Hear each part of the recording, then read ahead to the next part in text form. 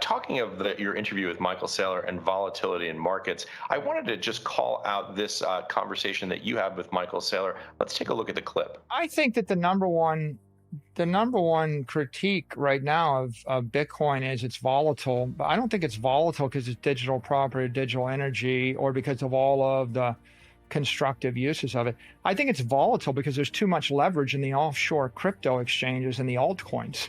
I think that what's happening is someone buys an altcoin with a 10x lever, it moves up 20%. They cross collateralize into the second altcoin, and then they somehow collateralize that or they tie that into Bitcoin. I think that 20x and 100x leverage in the offshore crypto exchanges has been driving the volatility in Bitcoin. Well, there you have it, Raoul. Returning to the point we were making earlier about volatility in Bitcoin as an asset class coming from Michael Saylor and his thesis, this is offshore leverage accounting for that volatility in the system.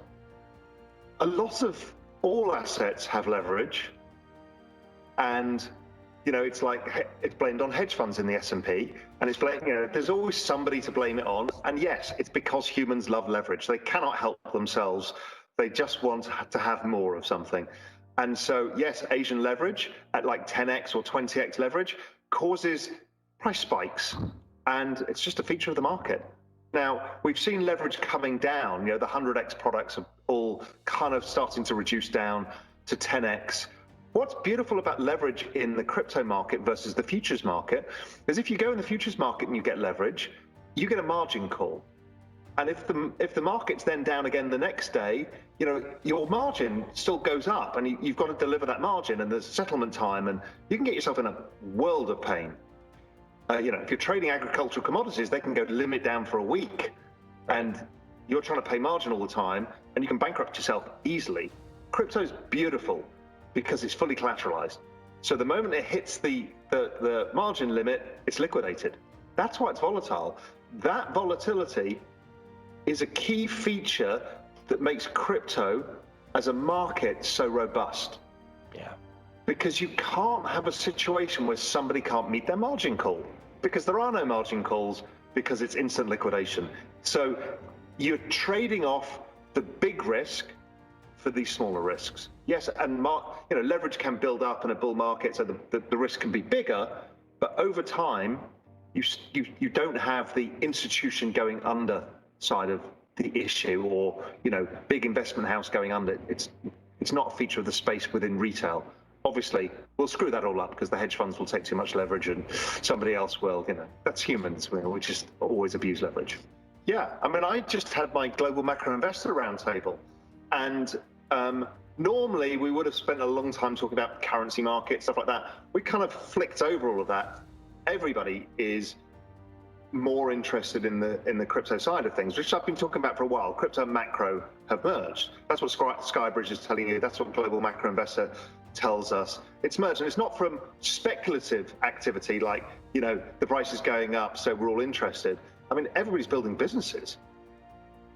So it's fascinating. It's a really, really big movement. Talking about things like tokenization, trading of traditional assets on digital rails, on distributed ledger technology rails. This is something that there's just so much enthusiasm on, and it was surreal to see these, the older guys in the blue suits talking to crypto kids in T-shirts. It really did have this worlds collide feel about it.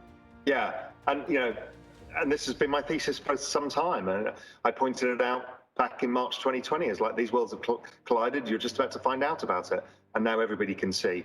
And my guess is the ETF comes off in the next month or two. That'll be another wave of adoption, and before you know it, it's a fully financialized product, i.e., it's part of the offering of all of the investment banks, the asset management firms, everybody. That's all to come. Yeah. So Raoul, we're getting absolutely bombarded with questions. Should we dive in and answer a few? Let's do it. So this is an interesting question. Oh boy, do we start with this one? Here's a time bomb for you, Raoul. It comes from Ulf J, and the question is, why do Bitcoin only people not see the network effects on other cryptos? Well, I've talked about this at length. There's a whole group who are very smart that say, listen, I'm actually just interested in the monetary aspects of Bitcoin, and that's what I want to focus on. absolutely fine. There's a bunch that say, listen, I've looked at this and I think that Bitcoin is going to end up being entirely dominant because of this monetary aspect and the security of the network. And that's fine, but they have to see that there is a probability that something else could. And then there's a bunch of people who just don't want to hear. And those are the people who tend to be driven to protect tribally their network. Because if it's network adoption, then they need to protect their network at all costs. Well, kind of Ethereans and others tend to be more aware of the broader network itself, of all of this being part of a larger network, and that the rising tide lifts all boats. And my point of view has always been, I think the market cap goes from 2 trillion to 200 trillion in the next 10 years. And there's plenty of room for everybody. Nobody's eating anybody's pie here. All the pies are going to grow. So, you know, as Solana grows, it's only helping the Ethereum ecosystem grow, and it's only going to help Bitcoin grow because more people come into the space. The pie is growing. It's all going up in value over time. Here's a great question that comes to us from Real Vision's exchange. It's from Jonah I, Raoul. And the question is there a risk that the crypto sector would be the hardest hit from Fed tightening, given how much extra liquidity has been going into the space? Boy, a perfect question merging the worlds of cryptocurrency and macro. I don't think we're at that point in the tightening cycle where it happens. When capital comes out of the system, you will see crypto markets trade off, and that's typical of the business cycle. But we're nowhere near that yet. We're at tapering point. So when are they actually going to raise rates, if ever? But let's say are they ever going to shrink the balance sheet again? It's a tough call, but if they did, let's say summer 2022, if you listen to what the Fed say, well, that's when you start worrying about it. And generally, markets don't fall from rising rates until maybe a year after that too. So I don't think that's going to be the primary driver of the crypto cycle, but it's probably going to have an influence. Yeah. Here's a question that comes to us from John Lloyd, also on the exchange. And the question is this ban in China materially different from all the other times that China has banned crypto? I don't think so.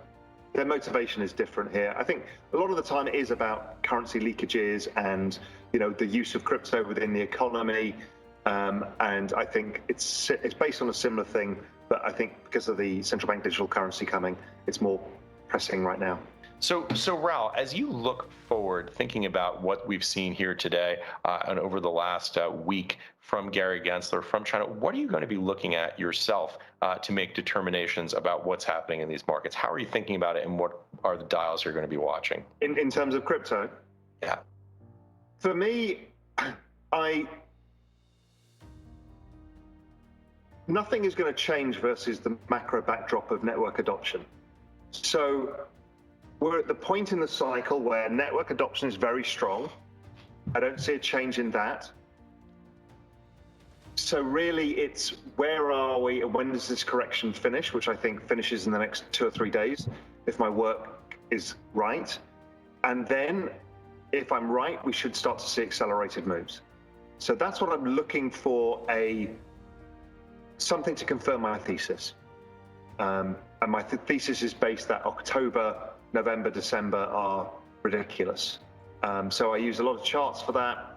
Start to look at, you know, how some of the other protocols and tokens are performing versus Ethereum and Bitcoin, because we should see a further out on the risk curve still. So we should see, you know, over time that Ether Bitcoin cross, I think, that's got almost up to the 0.08. It came down again. Where is it now? 0.07. I think once it goes through 0.08, that'll be the signal for the next phase in this whole crypto market, which is usually the rewarding phase. But it's just a thesis, and it could change. So I don't know. But you know, I'm not changing or doing anything. You know, I added the dip last week, earlier this week, and I have no cash left to put in the market. So that's it.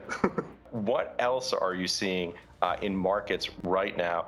Possibly, how does crypto tie in with the broader macro picture, and what else are you thinking about? I mean, the only real feature of this market has been the slight rise in bond yields after the Fed.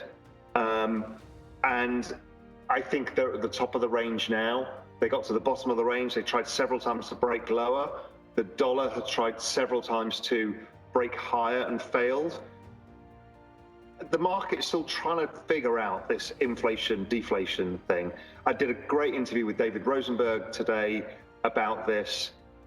He's firmly in my camp that any move higher in bond yields is a red herring because of the fiscal cliff that's coming, plus the amount of demand that got pulled forward last year, plus maybe what's happening in the employment market, plus what's happening in China, plus the rising prices on gasoline, cars, other stuff that we're seeing is stalling demand. So I'm looking at that still. So that's the big focus. Problem is, you know, I come on this once a month, once every 3 weeks, and I'd say the same thing because macro gets one data point a month. Right. The rest is market noise. And the markets have also said, we don't really know what's going on. So let's see. So everything's been in a very sideways range for a while. And macro, as I've always said, it is like waiting for a bus. You sit around, no buses come along, then they all come at once. So, and I mentioned that the last time before. So that's the buses. I think the crypto bus is about to be the rocket ship that I mentioned last time.